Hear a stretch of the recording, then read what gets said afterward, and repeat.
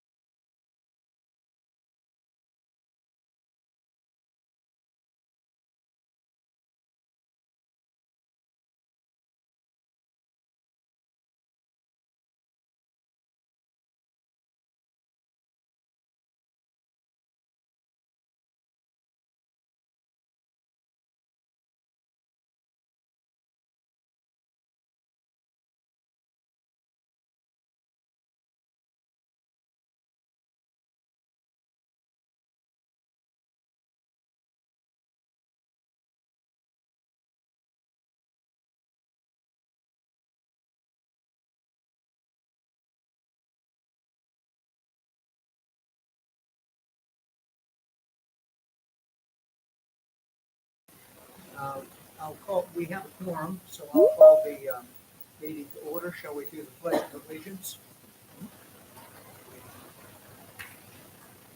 I pledge allegiance to The the flag flag of the United States of America and to the republic which it stands, one nation, under God, indivisible, with justice for all. Jessica, if we could have a roll call vote, please. Chairman Fletcher, Present. Kavala, Present. Bailey, Present. Commissioner Bertling, Commissioner Kells, Present. Dr. Johnson. Thank you. Next in line is public comment. Is there anyone from the public that has any questions or comments to make? Sure, go ahead.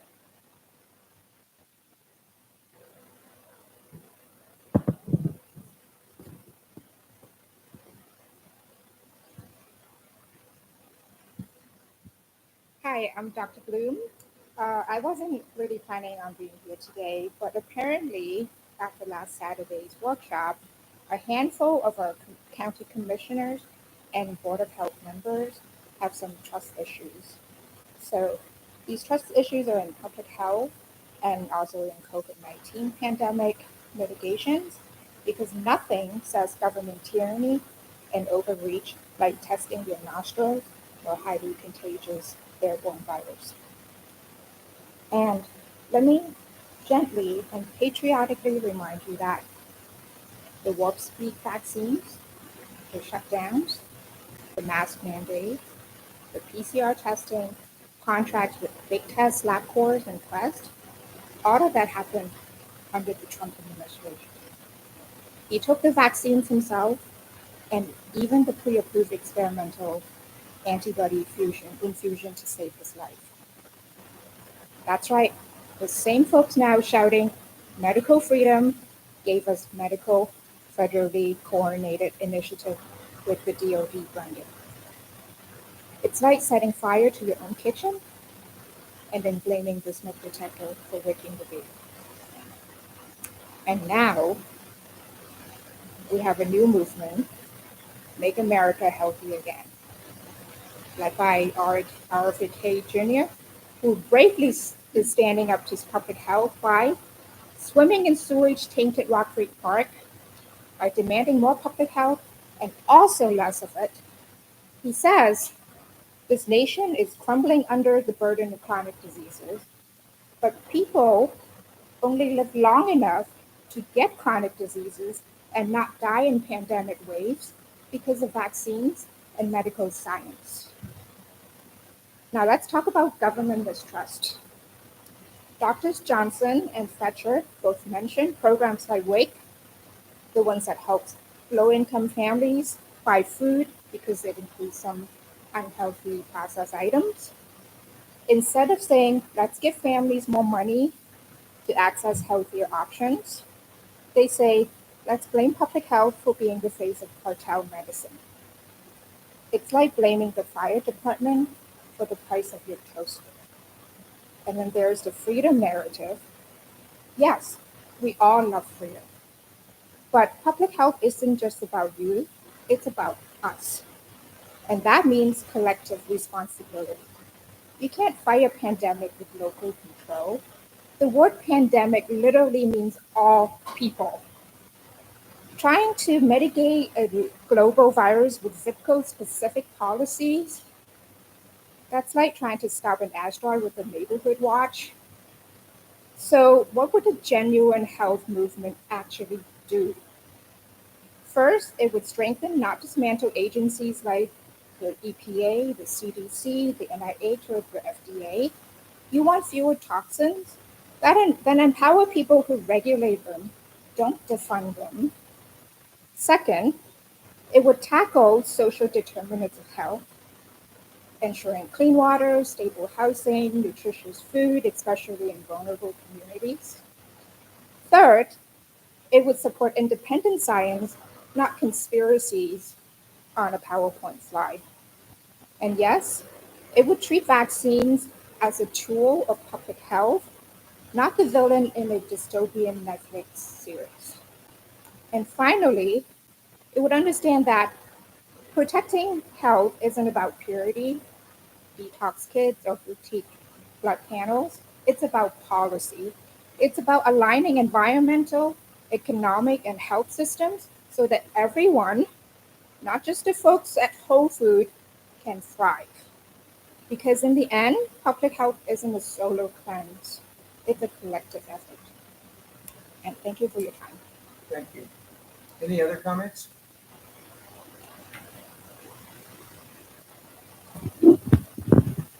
Yeah, my name's Kevin Moore from Bonner County. And yeah, they say timing is everything. And so it's interesting to me that this sister or whatever got up and spoke before me. So it throws me off a little bit from what I was going to start on, but it's really interesting in what she just said.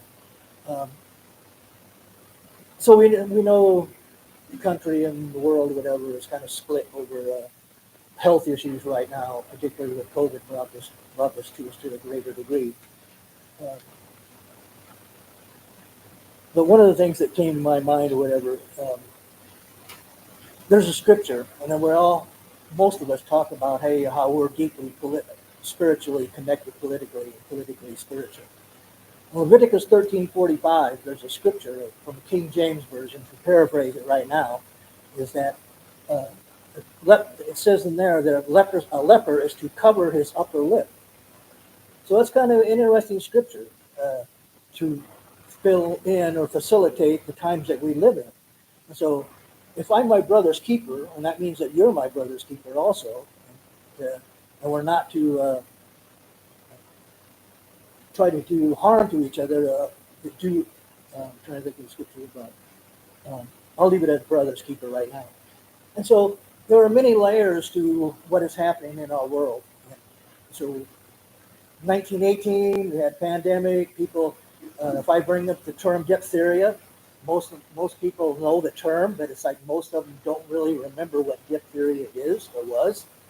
And so, and right now we got like measles and all things coming up. And interestingly, as Miss Williams was here earlier today, um, yesterday at their Bonner County Commissioners meeting, they brought up that they wanted to mention the decease of several people in Bonner County. One of them was Dan Rose.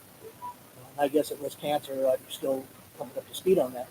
But another area that she brought up is that one of the other commissioners, Brian, uh, he brought up something personal to him, to where some lady that had 13 kids or something like that, 6 still at home, that she died recently because of Rocky Mountain spotted fever.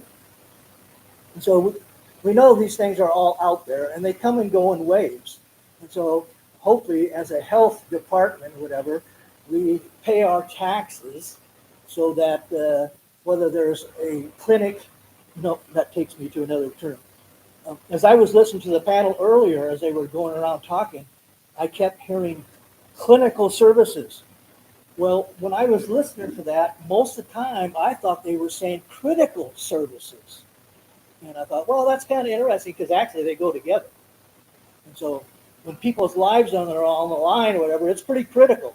And so we need clinical services to, when things come into our environment, and that just reminds me of another note.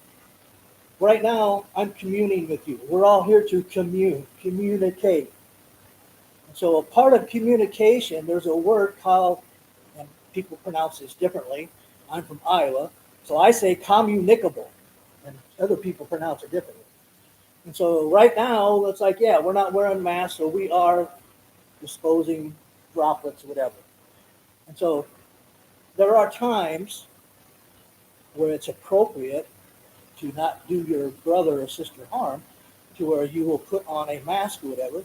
And people are arguing about, all over the map about, oh, well, to have a beard and to wear a mask, there's all kinds of different masks. But there is common sense, rational processes in any of these things that happen in our lives. And so sometimes it's like, don't go to some places, whatever, if you know you're sick, or if you are have predisposed dispositions to not get sick. Some people have less immunity than others. And so I just want to throw that out there, living in this day and age, and we don't know what's going on with Robert Kennedy and all this stuff, how this is all going to affect us yet. But to me, it doesn't sound good, because it's steadily getting into what I call irrational purposing, that we're getting away from a balanced understanding of what doctors and scientists and all, they spend their lives studying this. We nowadays have electron microscopes to where we supposedly, as lay people don't know, but DNA, you can see figures of DNA, and they can zero in on certain points to where they say, hey, this is what we can make a vaccine to target these. And so it's like, hopefully, living in the times that we are trying to find a balanced way of responding responsibly to what steadily is shown in front of us. And so that's the brunt of what I want to say. There's a bunch of other stuff. When Greg was here, the guy on Saturday, whatever, last Saturday down there, he was talking about trust, and the sister brought up the word trust too. And so, yeah, we expect our politicians, our doctors, our mechanics, whatever, to be trustworthy and honest, because we all get a name for ourselves as per how our characters are developed, whatever, how we allow to make choices in our lives, for people to know, well, no, I'm not going to that doctor, or I'm not going to that mechanic anymore. But our health officials, from the high end of putting out things to help people, most of them are do no harm. That's what the Hippocratic Oath is all about. And so hopefully we are able to have some degree of trust, knowing that most of the people in these services are there not to harm their brother or sister, their anybody, that they are dedicated. Uh, and the other thing I'll just leave you with, talking about trust, there is an environmental issue why I've said they had to be part of trying to get in front of people like this, that is still a big part of a peer group of people that live in North Idaho that care about the environment and a pristine North Idaho Creek. And ethics are a big part of what steadily we all get questioned on. And hopefully we're all willing to stand up and be honest and trustworthy. And there's some other stuff, but I'll let it go for now. Any other public comments? All right. That will close it. Shall we go to the consent agenda? Are there any elements of the consent agenda for which there's an interest in removing from the agenda so that we can discuss it in particular? Any extractions from the consent agenda? Going a third time, any extractions from the consent agenda? Hearing none, then I would propose a motion or ask for a motion for approval. Mr. Chairman, I would move that we approve item number 5 on the consent agenda. Okay, Second. all right. Any objections to approval of the consent agenda? If there are any objections, please speak. Hearing none, let the record stand that the consent agenda passed unanimously. Next item is the ballot for the election of board position. I'll be shocked if it doesn't pass.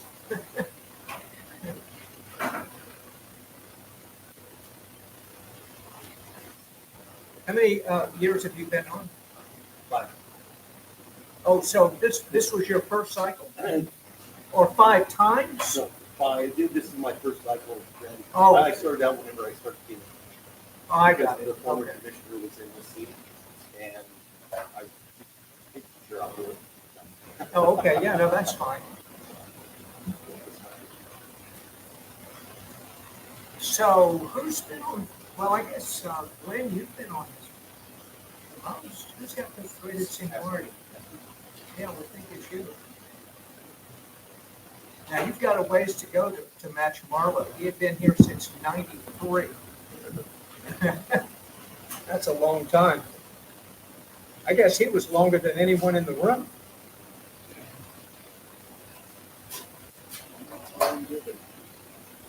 Need a better letter opener.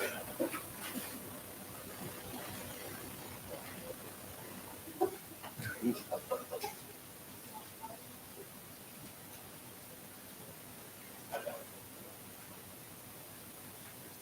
was like the Oscars.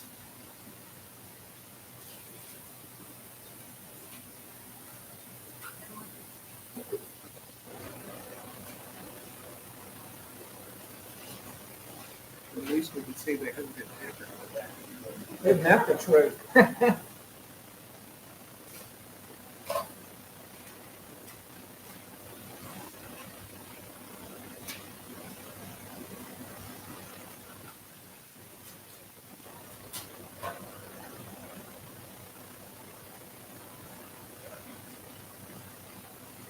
Jason, this part of your job description. Now, I believe statewide, about 2/3 of the board members are also commissioners. I think that's roughly correct. Is that sort of how you see it?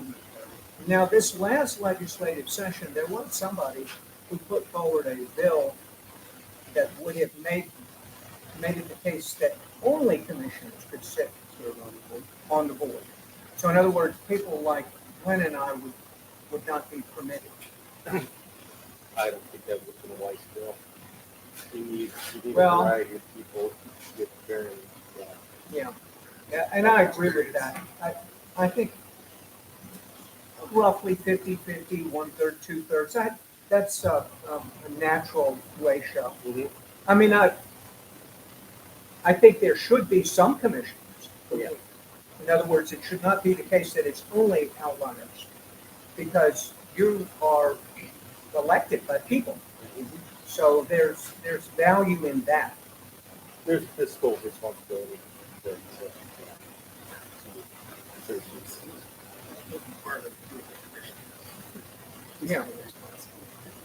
And so I guess Panhandle Health, well, we've got 2 out of 7. Well, that's a little bit. But you used to be a commissioner, so I guess you're in spirit, you're still a commissioner. So 3 out of 7, if you will. Since 2014, so 11 years.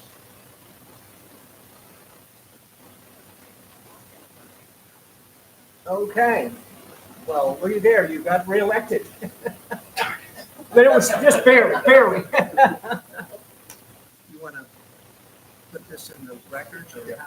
What do you do? Okay, well, congratulations. Another 5 years of torment. All right, next item is one that I put on there. Just a discussion, this is not an action item. Already some of the comments by the public today have resurrected this concept of trust. Seth Grigg, in sort of summarizing the, if you will, the upshot, the principal upshot of the workshop was that trust is of concern. So what I thought I would do is sort of test the temperature of the board members as to their understanding of this trust issue, the meaning of it, the upshot of it, just general reaction. So, Tim, do you want to go first? What are your thoughts on the trust? Well, my thoughts on the trust issue is the fact whenever you're a person's repeatedly bringing up the COVID, the shots, the masks, that does not help us get past it. I mean, we went through it. We've learned from it. I think the United States has learned from it. The people have learned from it. I think the fact is you move on, you keep on doing positive work with Panhandle Health, and that's how you get trust back. I think that when you keep on bringing this up, you just keep on, it's just like stirring the pot still. I don't see any positive out of it. So that's So where. is it an issue even? When people keep bringing it up, yes, it is an issue. So, I think a person could just move past it and everything, and the proof is in the pudding. If it ever happens again, you change what you do. You change the outcome of it. You wouldn't go back and you look at you wouldn't go back to doing the same thing. So if I understand you correctly, if there is a trust issue, Mhm. this is sort of a self-fulfilling prophecy because we keep questioning all the COVID. So your solution would be just stop talking about COVID. It is what it is. I got it. Yeah. So if we essentially act normal, this will pass and we'll be on it. Well, would you say the fact that, let's hypothetically, that you want to ban the vaccine, that first thing, and someone wants it, though, then you're just as bad as the person saying you have to have it. You're not giving in America this is your option. This is your right. If you want it, you want it. You have a choice. So that's where I'm looking at it that way. Okay. Glenn, you want to weigh in? I think as far as the board, directors of the district, engendering trust, No, the public, districts. no, Engender trust. my understanding that from the exercise on Saturday is it's a matter of trust of the public towards public health, not the seven of us. Sure. No, it hasn't. I think trust in a public entity comes from transparency in how they conduct their meetings. That's why we have local meetings. Laws. We should adhere to that. Make it clear that that's what we're doing. We should be accountable for the decisions we make. And own up to good decisions, bad decisions, and say this is how we will rectify it or change decision making to be better at it. Community engagement, invite public comment, we publish our agendas, let the constituents know what it is that we're going to be discussing, what the issues are, and where they can make comments.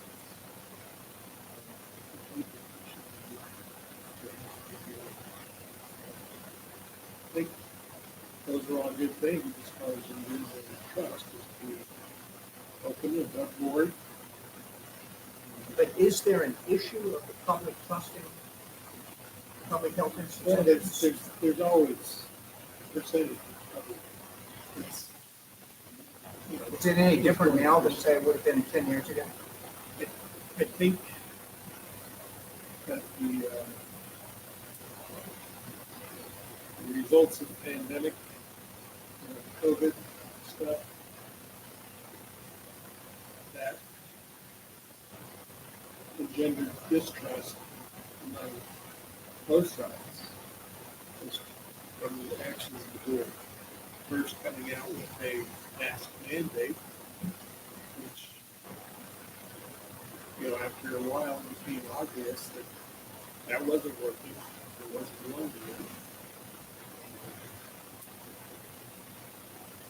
So we had an ongoing thing month after month, which gosh, months and months. We finally rescinded the mask mandate. That became quite an issue of contention.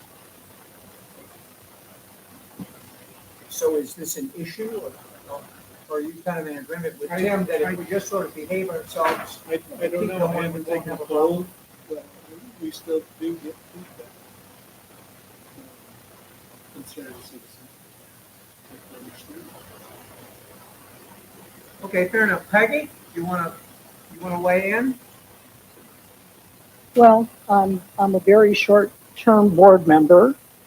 But I do have to say, the first meeting I attended with the issue of informed consent on the agenda, and I'll say that it's my opinion that the informed consent was presenting predominantly information on the risk of vaccination. I think that meeting and then several meetings after that did not do us any favors as a board. I think it's I think, with COVID, it was a medical issue. It was an emerging pandemic. And an emerging pandemic means you don't quite know exactly how to deal with it at the beginning. But as information comes out that is, as you're learning, you're kind of working on this emerging pandemic, then new information would come out. And I think we have taken health issues and made them political. And I think that's where a lot of the mistrust comes from.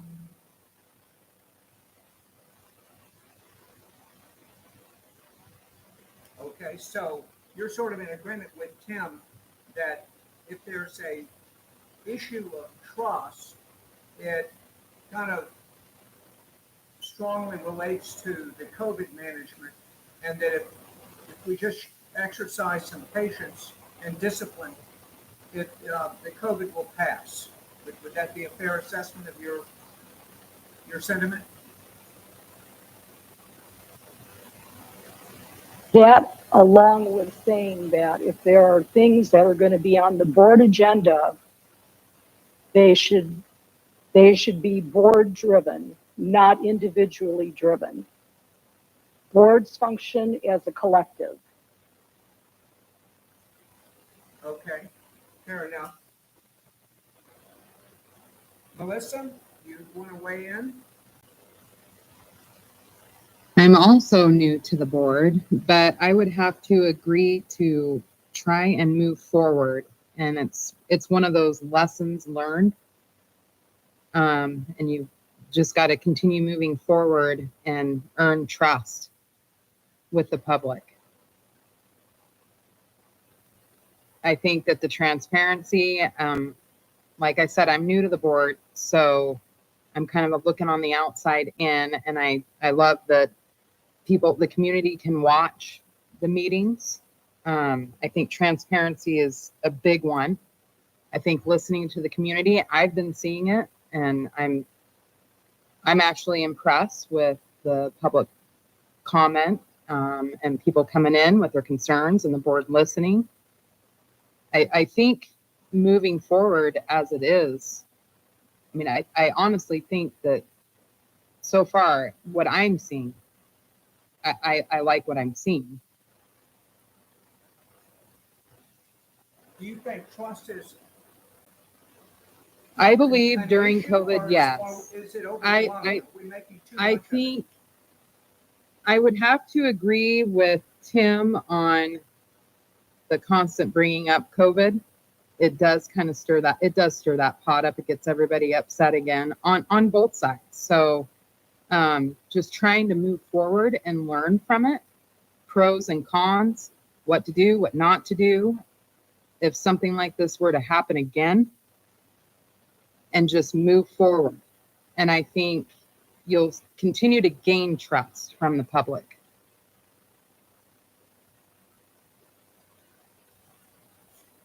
So is the trust issue that we sort of drilled down on Saturday, in your estimation, was that something specific to Panhandle Health, or is this an issue that addresses the relationship of the citizenry to public health institutions writ large? In other words, the whole country, not just Panhandle Health. Mm-hmm. How do you see that? I was not there Saturday, unfortunately. I couldn't make it to Saturday, so I can't really speak on it. I haven't watched it yet. But what I'm just saying, as somebody who is new to the board, and what I'm seeing as far as transparency, as far as, accountability, listening to the public, and trying to move forward and strategizing as a board, I do like what I'm seeing. And all the different ideas. When you're a board, yes, you are a board, you are a body, but we are also all independent thoughts, independent perspectives. And so far I like what I've seen. And that's somebody who's saying, because I'm new to the board, I'm getting trust. I'm starting to have that trust. So Okay.